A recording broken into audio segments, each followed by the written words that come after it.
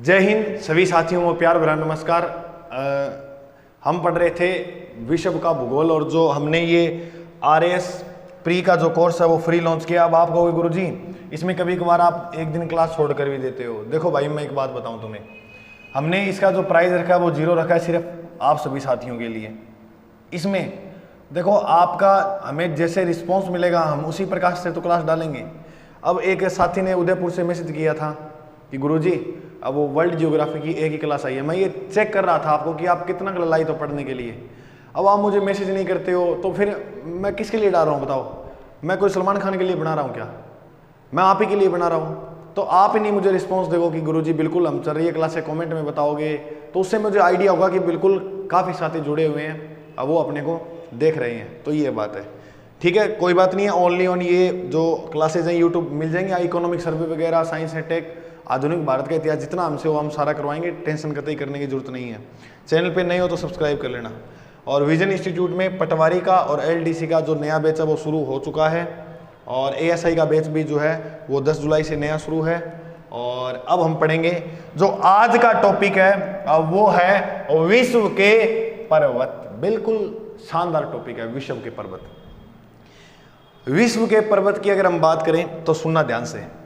आपके सामने एक नाम आएगा, गुरुजी वो नाम क्या है? वलित पर्वत। पहले 3-4 पॉइंट समझो, फिर उसके बाद सीधे रटने आपको कौन सा पर्वत किस महादेश में आता है। महादेश का मतलब होता है महाद्वीप। वलित पर्वत की बात करें, जैसे कोई एक प्लेट है, ठीक है, बिल्कुल गुरुजी, इधर से कोई एक प्लेट है, इधर से ये प्लेट चली, इधर से ये प्लेट चली, और जब इन दोनों प्लेटों का टकराव हुआ, क्या हुआ? टकराव के कारण क्या था कि ये जो प्लेट का भाग था ये वाला, ये भाग क्या करता है वो नीचे की ओर चला जाता है इसे टकरा कर, ऐसे इस प्रकार से।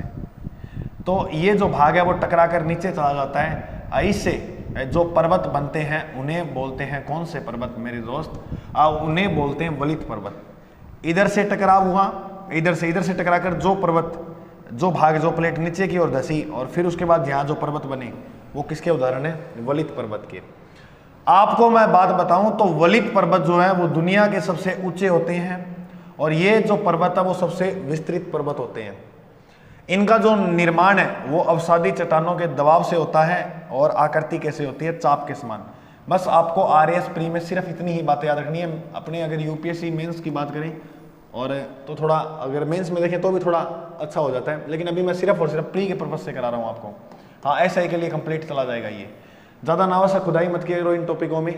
देखो अगर एग्जामिनर ने सोच लिया ना कि तुम्हें इनमें फंसाना है तो आपको ऐसा पर्वत देंगे कि जिंदगी में कभी सुना ही नहीं होगा। और फिर मेरा मानना है कि अगर कहीं ऊपर से आ जाए तो वो गलत ना हो। तो एक बार मैं ज़्यादा खुदाई नहीं करूँगा, सीधा बताऊँगा आपको, वो इतनी चीज़ पढ़ना, अभी टाइम कम है इसीलिए। ब्लॉक पर्वत कौन से होते हैं? देखो विश्व का सबसे ऊँचा ब्लॉक पर्वत है सीरिया नेवडा, या सीरिया नेवदा भी कहते हैं। तो ये पर्वत जो वो उत्तरी अमेरिका के अंदर है। देखिए ब्लॉक पर्वत कैसे बनता है मैं तुम्हें बताऊं। जैसे एक पर्वत का भाग ये है और एक पर्वत का भाग ये है ना, ऐसे पर्वत। अच्छा, इस तरह से आपने भाग देखा है। मान लो यहाँ कोई भूकंप आ जाए, कोई मतलब कुछ भी ऐसी घटना हो जाए जिसके कारण क्या है कि जैसे ये पहले पर्वत पूरा ऐसे था, पहले ऐसे था ये, फिर क्या था, भूकंप के कारण ये वाला भाग इसका टूट गया और टूटने के कारण इस प्रकार से इसकी स्थिति बन गई, इस प्रकार से। तो ये वाले जो पर्वत हैं ऊंचाई वाले यही होते हैं कौन से पर्वत? ब्लॉक। और इनके बीच में जो स्थान बनता है उसे बोलते हैं भ्रंश घाटी। उसे क्या बोलते हैं? भ्रंश घाटी। यानी कोई सुनामी, कोई बाढ़, कोई भूकंप के कारण जो पर्वत जो हैं वो इस प्रकार से बन जाते हैं। जैसे ये रहा, ये रहा, ये रहा, ऐसे क्षेत्र के देखे होंगे। तो ये जो बीच वाला क्षेत्र खाली रह जाता ना, क्योंकि पर्वत तो पूरा ऐसे ही बनता है, लेकिन जब क्या है समय समय पर भूकंप वगैरह, बाढ़ वगैरह आती रहती है जिसके कारण ये भाग ऐसे हो जाता है। तो ये नीचे वाला जो भाग है इसको बोलते हैं भ्रंश घाटी और ये होता है ब्लॉक पर्वत का उदाहरण, जो किसी भूकंप के कारण बने जाते हैं, जो भी कोई मतलब घटना हो, है ना, उसके कारण। तो भ्रंश घाटी भी समझ में आ गई क्या होती है? बिल्कुल समझ में आ गई। अच्छा, भ्रंश घाटी से एक नदी गुजरती है अपने भारत के अंदर जिसका नाम है नर्मदा। कौन सी नदी है? नर्मदा। संग्रहित जो है इन्हें ही ज्वालामुखी पर्वत कहते हैं। आपको पता होगा ज्वालामुखी जो है वो जो है यहाँ से लावा निकलता है। क्या निकलता है? लावा। तो ज्वालामुखी से बने पर्वत जो होते हैं वो ज्वालामुखी पर्वत कहलाते हैं। अवशिष्ट ये पठार से बनते हैं। जैसे क्या है कि इस प्रकार पठार होता है, फिर पठार बाद में पर्वत का रूप ले लेता है। पठार से बनने वाले पर्वत क्या होते हैं? अवशिष्ट पर्वत। और भारत में जो पर्वत पाए जाते हैं वो कौन से हैं? अवशिष्ट।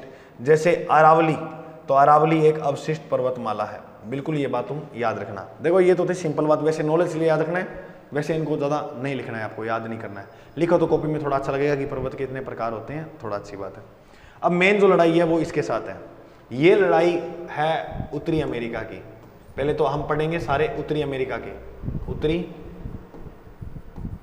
अमेरिका के जितने भी पर्वत है वो सारे देखते हैं। बस इतने ही पढ़ने, आपको ज़्यादा नहीं पढ़ने, इससे मैं कह रहा हूँ कन्फर्म पर्सन आ जाएगा, टेंशन लेने की जरूरत नहीं है। अच्छा, यहाँ पर इधर उत्तर की ओर जाएंगे तो एक पर्वतमाला है जिसका नाम है अलास्का श्रेणी है। कौन सी श्रेणी है? अलास्का। इधर आएंगे तो एक पर्वत श्रृंखला है रॉकी, और इधर आएंगे तो सीरिया नेवदा, वो भी बताया था ना ब्लॉक पर्वत सबसे ऊंचा Syria Nevada. Alaska, Rocky, Sierra नेवदा, मेरे साथ साथ याद ही करना, बस मैं याद कराने के लिए आया हूँ आज वाली क्लास में। Alaska, Rocky, Sierra Nevada, Alaska, Rocky, Sierra Nevada. एक बार साथ बोलो, अलास्का, सीरिया नेवदा। ठीक है। अब रॉकी पर्वत का सबसे ऊंचा पर्वत है वो है माउंट एल्बर्ट। कौन सा है? माउंट एल्बर्ट, ये भी बात याद रखना। अच्छा, अब इसके बाद हम बात करें तो दो रह गए। अपलेशियन तुम्हें याद ही है, यूएसए के अंदर है, और सीरिया माद्रे। तो सियरा माद्रे जो पर्वत है वो भी उत्तरी अमेरिका का है। अपलेशियन पर्वत की सबसे ऊंची चोटी है mount Mitchell.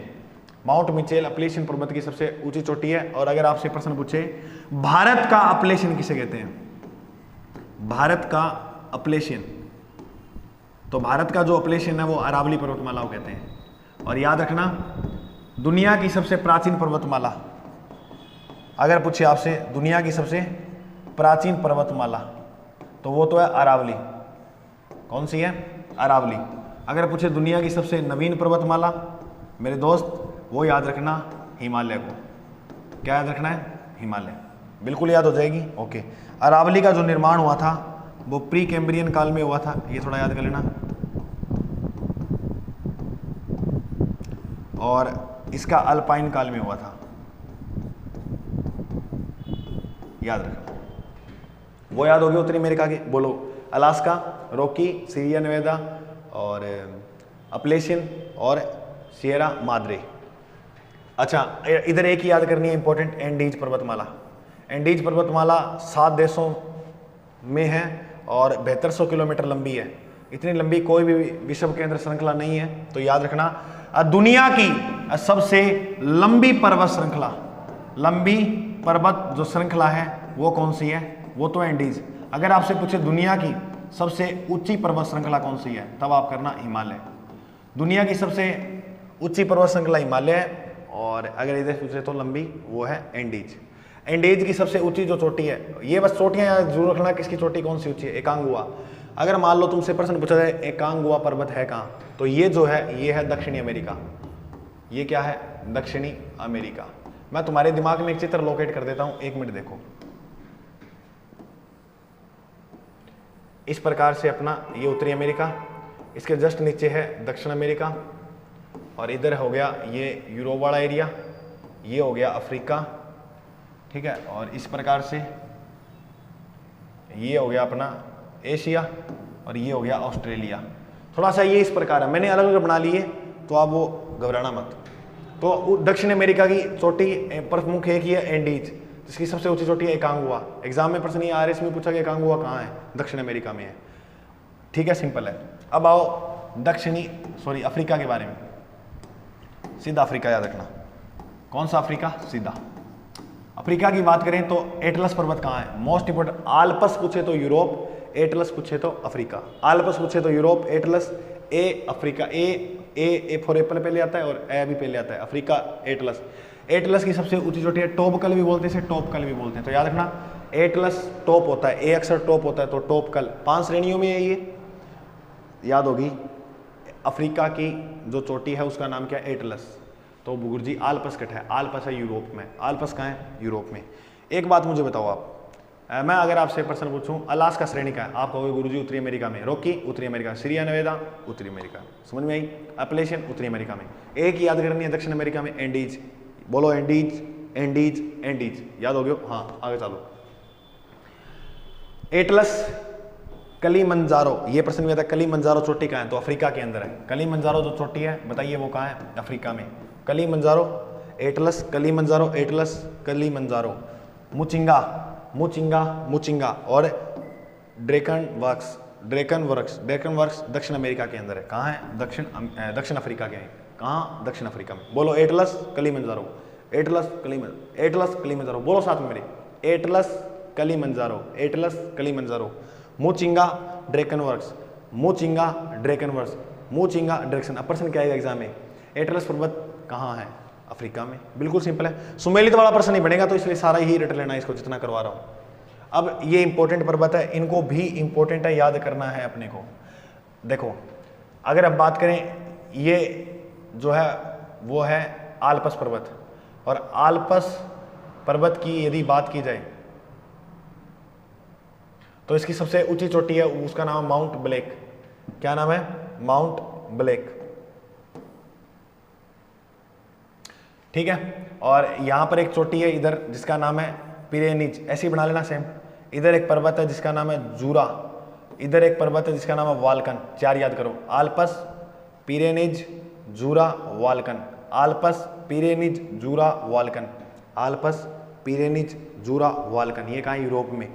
Alps Pyrenees Jura वाल्कन, बोलो आल्पस पिरेनीज जूरा वाल्कन, ये यूरोप में हो गए। दो और याद करो, एलब्रुज सुलेमान और Elburz Sulaiman, Elburz Sulaiman, Elburz Sulaiman. Carpathian, Carpathian, Carpathian, ये सारी चोटियां ये तो है यूरोप में। ये कहाँ है? यूरोप में।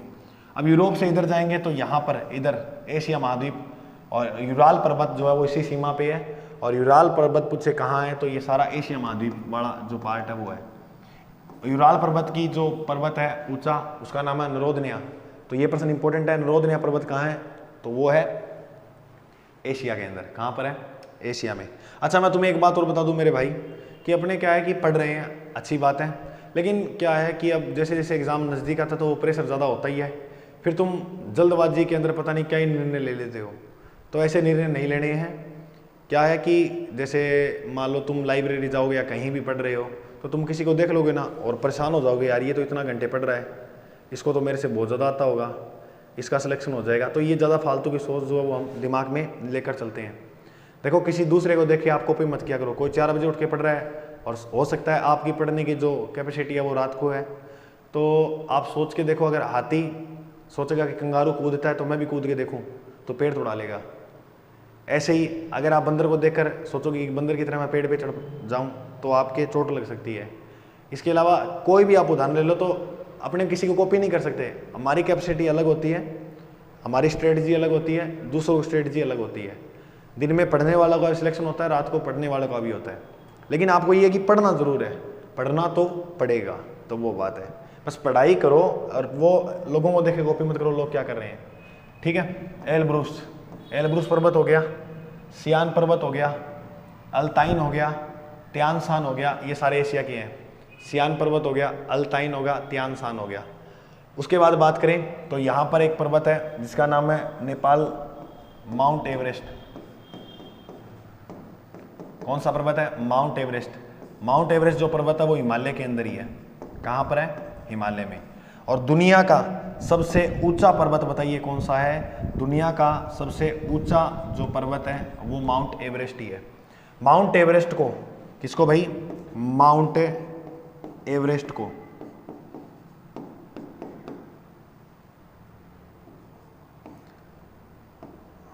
8848 मीटर ऊंचा है। पहले तो ये बात याद रखना। माउंट एवरेस्ट को चीन में कहते हैं चोगोलुंगमा, चोगोलुंगमा, और नेपाल में कहा जाता है सागरमाथा। नेपाल में क्या कहते हैं? सागरमाथा।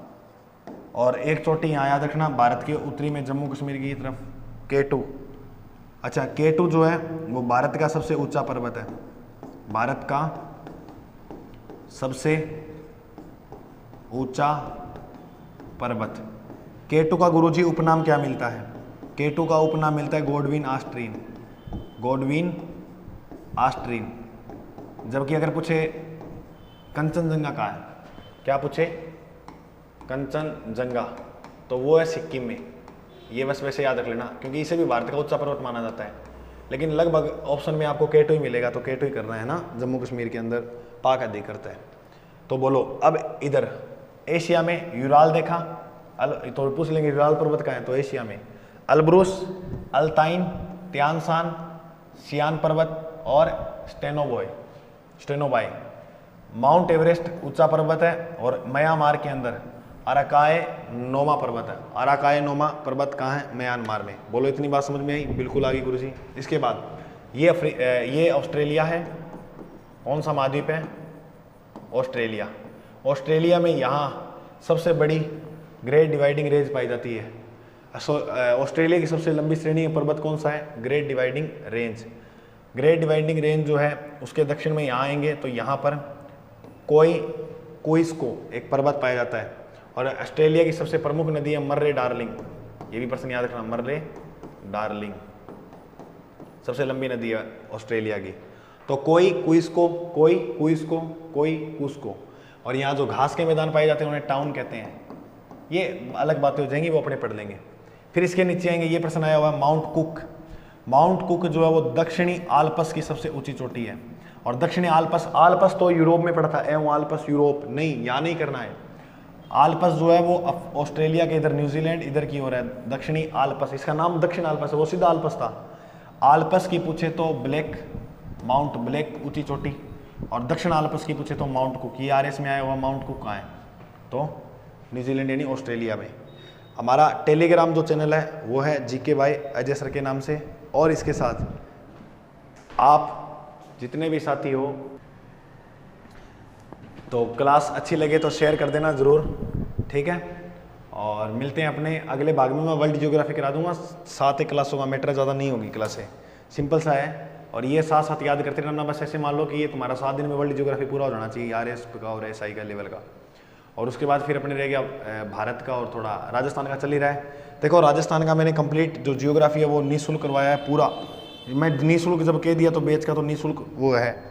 तो अगर आपको राजस्थान की कंप्लीट जियोग्राफी फ्री करनी है, बिल्कुल सारी क्लासों के साथ अच्छे डेप्थ के साथ, एक क्लास देखना। देखो मैं ये नहीं कहता कि मैं आपको अच्छा पढ़ा रहा हूँ, ये कर रहा हूँ, एक क्लास देख लेना, तुम्हें खुद एहसास हो जाएगा। RS मेंस को लेकर मैंने जो है वो करवाई है पूरी, ठीक है। जैसे आप क्या करो, जब चैनल सर्च मारते हो ना GK by Ajay sir YouTube पे, तो आप वो चैनल खोलने के बाद एक प्ले लिस्ट में जाया करो, और प्ले लिस्ट में ऊपर लिखा हुआ है संपूर्ण राजस्थान का भूगोल, उसके अंदर क्लिक करोगे तो लगभग वो जितनी भी वीडियो बनाई हुई है मैंने, जितनी भी क्लासेस बनाई हुई हैं वो आपको सारी मिल जाएंगी, ठीक है दोस्तों। मिलते हैं अपने अगले भाग में, और क्लास को शेयर थोड़ा कर दो तो बहुत अच्छी बात है। जय हिंद।